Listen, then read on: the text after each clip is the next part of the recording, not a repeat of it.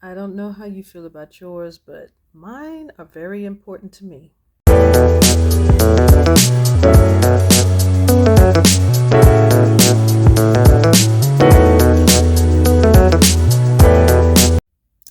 And I'm back, and I am here to get this party started, this 55-day party started on YouTube and wherever else I'm going to have this going. But yeah, I decided to do a countdown to 55, a 55-day countdown to my 55th birthday. And I am pretty excited. I know I seem a little tired right now. That's because I've been going since 4 a.m. So I decided to come and talk to you before I jump into bed. Today, I want to talk about my ancestors. Yeah, I'm doing something a little bit different on this countdown. I'm doing like little excerpts of my life. And today, I want to talk about my ancestors. Now, I don't know about anybody else's, but mine are very important to me. I'm going to start with the ones that I remember, like my grandparents and one set of great grandparents that I remember. My great grandparents that I remember, they actually babysat me. I remember this. They babysat. They babysat my sisters and I. Um, this was back in the 70s, the early 70s, and they lived in this little teeny little red house. And I'm not exactly sure how the house was set up in their younger days, but by the time I and my sisters and another cousin of mine, her little brother, by the time we all came, when you first walked into that little house, you walked in right into the bedroom. Their bedroom was like right at the front door. It's like the living room area was their bedroom, and I because I'm actually remembering and seeing things now as I'm talking to you.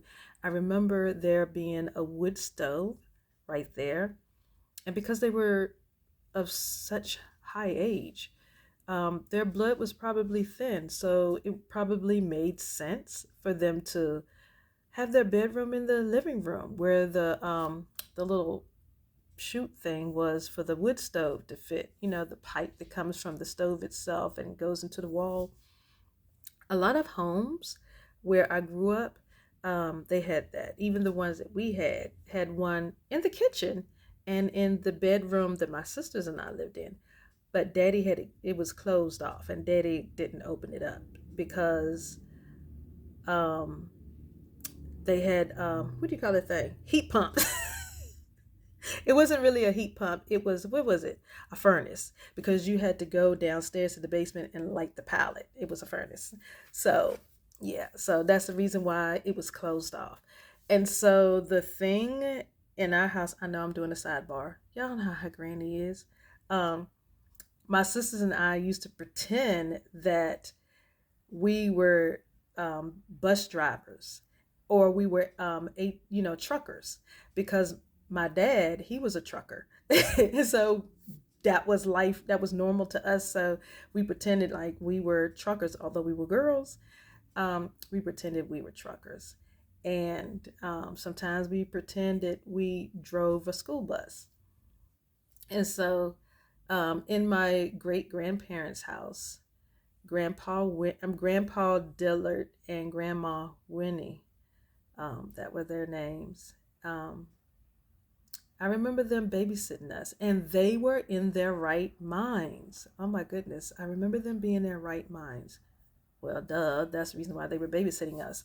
And oh, Grandma, she was, oh my gosh, my great grandmother, she was a spitfire. Oh my gosh, y'all. Nothing got by her, and you were not sassing her, and a man better not come up. She was so teeny weeny. Oh my gosh, she was short. She was not tall. She was not tall. But oh my gosh, y'all, I feel like it was a privilege that I was able to experience my great grandparents. I really do. I'm not exactly sure how old they were when they passed. I remember the school that my cousins and I went to. We were the two eldest of the great grandkids.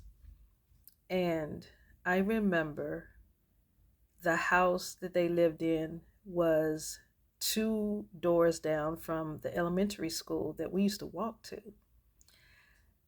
I remember that. Oh my goodness. There's so much coming back to my memory. But I remember Grandma, she was a devout Christian. Grandpa Dillard, he was quiet. I didn't know him to speak a lot. Now, these great grandparents were my paternal grandmother's parents. So, my dad's mom's parents. I didn't get to know my dad's parents. I've seen photos of them and I've actually have copies of them, but I didn't get to meet them. They were both gone by the time I got here. But I remember my dad's mom's parents. I remember them so well. Oh my goodness. Especially Grandma Winnie. Oh my gosh, y'all. She was a funny little lady. She was funny. She was funny. And she could move. Oh my goodness. This woman, the age she was a great grandmother and she could really move. Um, and she commanded with her voice. She was so well. I don't care how I've seen her make grown men move the way she needed them to move with just the tone of her voice. Oh my gosh. That was a sweet memory, y'all. I'm sorry. I had to delve into that a little bit. But I remember her being very into church. She loved church. And I remember she would be so filled with spirit that sometimes Daddy would have to go and pick her up. Daddy and someone else had to leave. And sometimes I would be in the car with him. And he would take me with him. And we would go to whatever church she was at. And we would go pick her up. And we would put her in the car. And she's still praying. She prayed a lot. She did. She prayed a lot. I come from a long line of preachers and teachers, and I'm including my mom's side of the family now. I come from a long line of preachers and teachers and professional chefs. Oh my gosh, my family can throw it down on some food. I swear they can cook.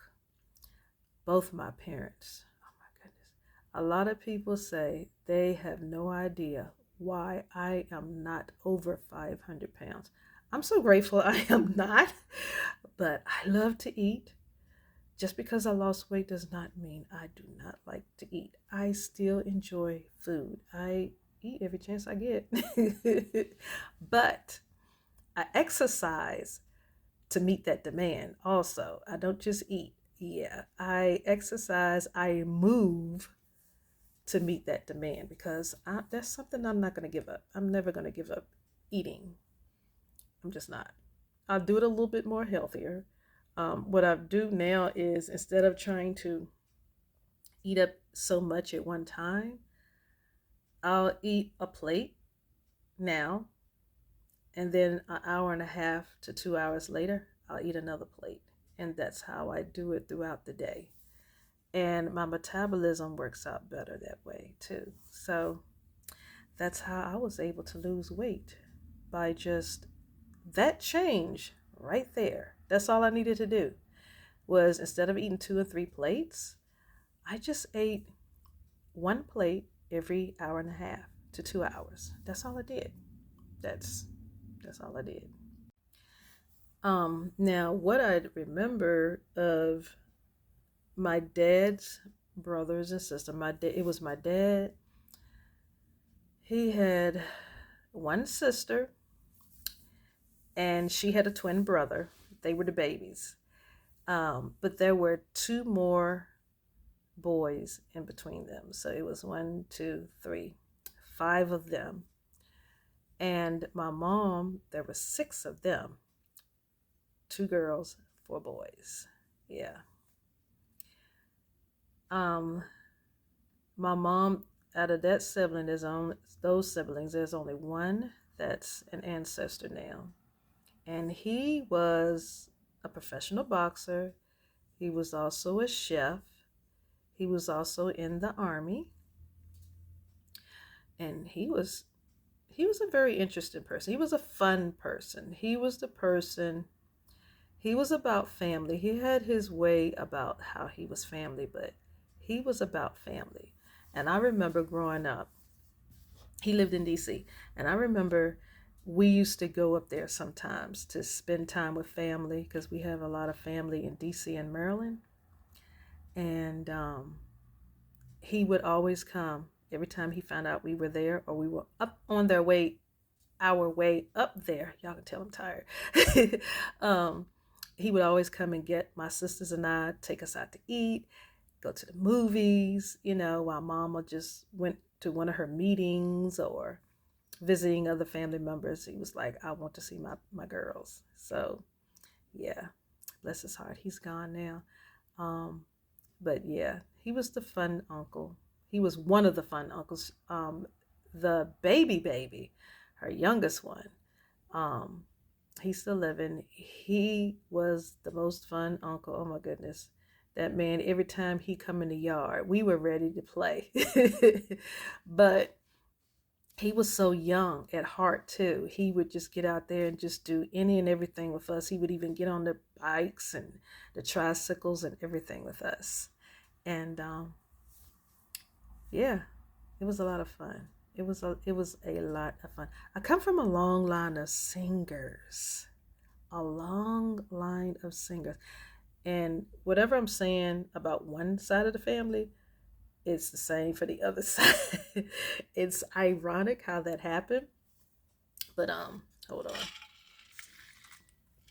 Oh my goodness, that is so good and cold. But it's funny how everything on one side of my family is on the other side of the family. Like a long line of preachers, a long line of teachers, a long line of chefs, musicians. So a lot of people are musically inclined, very fine arts everywhere. But and writers, poets, writers. We have a lot. We have a lot of that. Teachers, and that goes for like whether it's Bible teachers, and it also goes for like academics. We have a lot of school teachers. But yeah, it was more Bible teachers than actual academic teachers. It's getting to the point now where it's kind of like neck and neck with that. But yeah, I've come from a long line of greatness, I feel like. So this is day 2 of how I'm choosing to celebrate my 55 days to my 55th birthday. Today I'm talking about some things I remember from my ancestors, like my great grandparents. I remember them. Oh, my grandparents. Let me go to them. My dad's parents. I call them the odd couple. I call them the odd couple. They were funny. They were funny. Oh my goodness. They loved to cook. Oh my gosh. Everything expressed through their cooking. And that was their love language. Them being able to cook for you was their love language. And if you said no thank you, or you just wouldn't take a plate home, it's like you offended them, because that was their love language. It didn't hit me about that until I was in I think I was about my early to mid 20s, when it finally hit me that that's how they show love, is by giving you food, offering you food. Now, on my dad's side, they're Geechee. They're Gullah Geechee. And I never knew what that meant. A lot of people used to tell me, you look like you one of them Geechees. Well, nobody had ever talked about it around me. And so I thought they were being negative. And I was like, that's not me. I don't know what you're talking about. But um, later in life, I began to understand what they were talking about. And yeah, on my dad's side, there's a lot of Geechee. So, um, and Blackfoot Indian. Yeah, that explains my personality a whole lot. That's just my dad's side. Now my mother's side. My mother's side, um, that's Cherokee, German. Um, I'm not exactly sure what else. Those two things I do know of. Those two things I know. But my most favorite person in the whole world was my mother's dad, my papa, my grandfather, my everything. He was my absolute everything. He really was. He taught me so much. This is a man who could not read or write. He was child number 21 out of 22. And he was a preacher's son. And yeah, he was a farmer. I've always known him to work. It was so weird when I was a teenager and my grandmother became ill. She ended up with the some brown lung disorder because she worked in the hospital and she worked in the sewing room where they used to actually sew.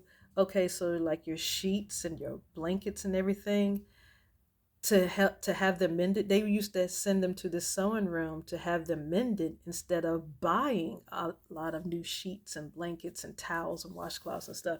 So all that dust over all those years got down in her lungs, and so that was her issue.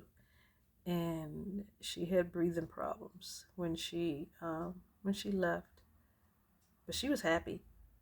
She was happy. I was 15 when that happened. And she was happy.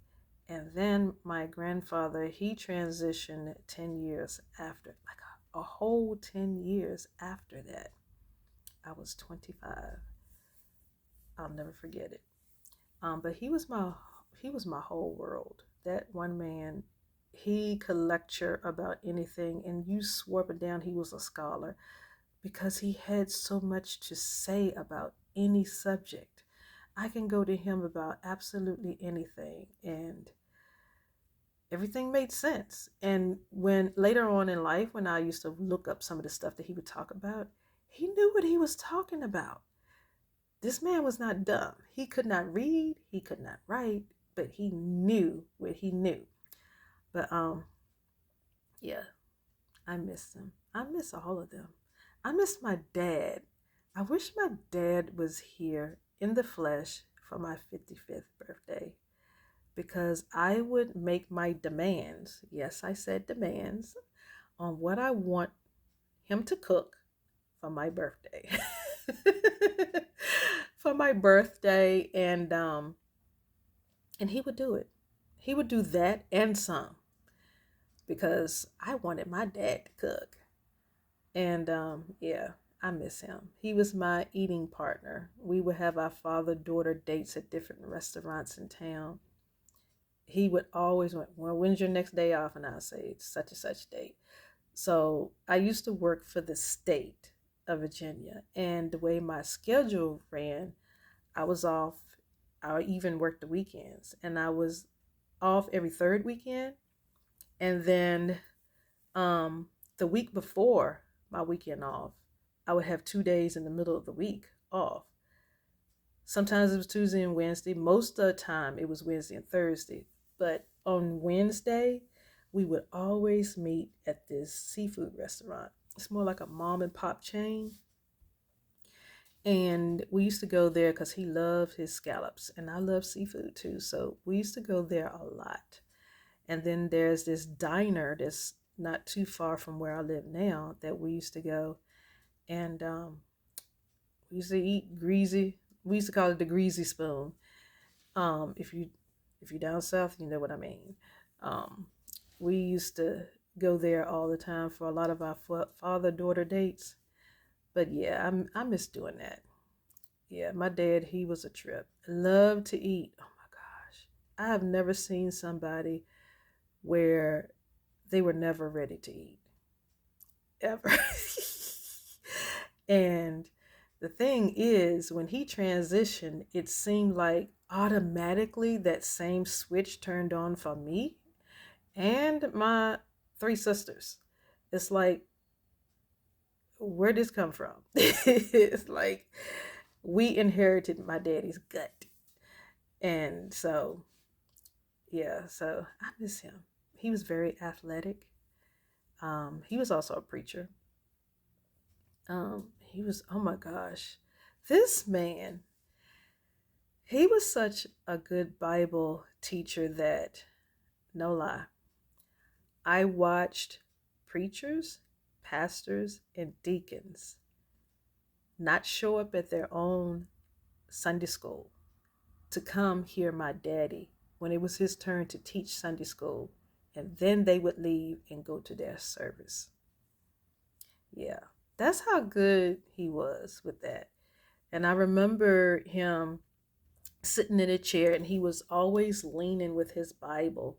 He would sit on the edge of his chair, and he would sit in the living room by the picture window, and he would see me walk by, and he said, "Come here, gal." He just didn't call me by my name. "Come here, gal." And I said, "Yes, sir." And I go over there, and he said, "Come on."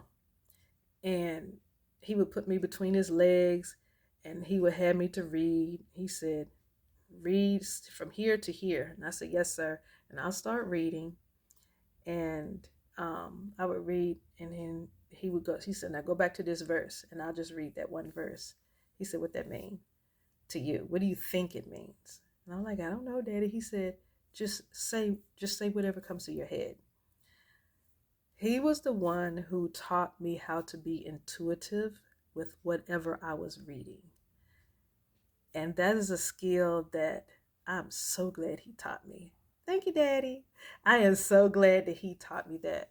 Um, he worked with me a while for that, with that, and it got to the point where because it really, really helped me as I aged in elementary school, because I used to have a comprehension gap.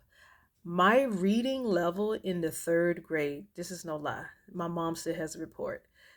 In the third grade, I could read college level, but my comprehension was first grade or below. It was that bad. I could not comprehend. And it wasn't because I didn't know what they were talking about. I didn't know how to say it. The way I process, I had to take everything into smaller chunks. I had to learn how to decode. I had to be taught decoding secrets. And there was this student teacher in town who took me on as one of her subjects. And she noticed, she read my report, and she asked the school, because she worked with me, because what my issue was is what her paper was about. It's what her thesis was about. And so my mom was okay with that. And so, because my mom was like, "I want anything that's going to help her with this, because reading is what she loves." And I did, y'all. Reading, that was my escape for any and everything in my life when I was a child. That was my escape. And so she helped me, and she realized my processor in here could not take everything by whole. It's because I was actually seeing what I was reading. But the way the school teachers were teaching me, they were teaching me how to speak it that way. They wanted me to give the whole thing in a little brief synopsis, and my brain does not work that way. And so when she wrote up her report, she explained it to the teachers how my brain worked and how they needed to work with me on the way I process. And so once they started doing that, it's like my comprehension went way up because they even had me in this special comprehension class. And she was like, she doesn't need that. She just need y'all to let her do it the way her brain processes, because my brain was being analytical. I was picking up on so much stuff that they didn't even ask us. And I'm like, well, wait a minute. This right here says such and such and such. But then when you get here, it says such and such and such. Is that a contradiction or whatever? And I used to do that the same thing in church. And yeah, it was the way my brain processed. I don't remember that lady's name. I can remember her face. I can actually see her face right now, but I don't remember her name. I was in the third grade when that discovery came. But I'm grateful for everybody that was in my life. All of my uncles, my aunties, my great auntie. Oh my gosh, y'all, Aunt Lena May. Before I leave, my Aunt Lena May. That woman can make the best butter rolls. Oh my gosh. She can make. That's the one thing that I cannot cook, bread. I can do cornbread, but it's actually more like corn cake. Um, but I cannot do bread. I cannot do homemade bread, rolls, biscuits, whatever you call it. No. If I said I fixed some biscuits, you best believe it was a can. I've never been, I don't know what it is. I followed every recipe. I just can't do it. But I can cook anything else. And I do mean anything else. So, but yeah, I had a good time talking about my ancestors. I know I was all over the place because I'm half asleep. And I thank y'all for going through this with me. But yeah, Granny's getting ready to go to sleep. So I will meet you again tomorrow.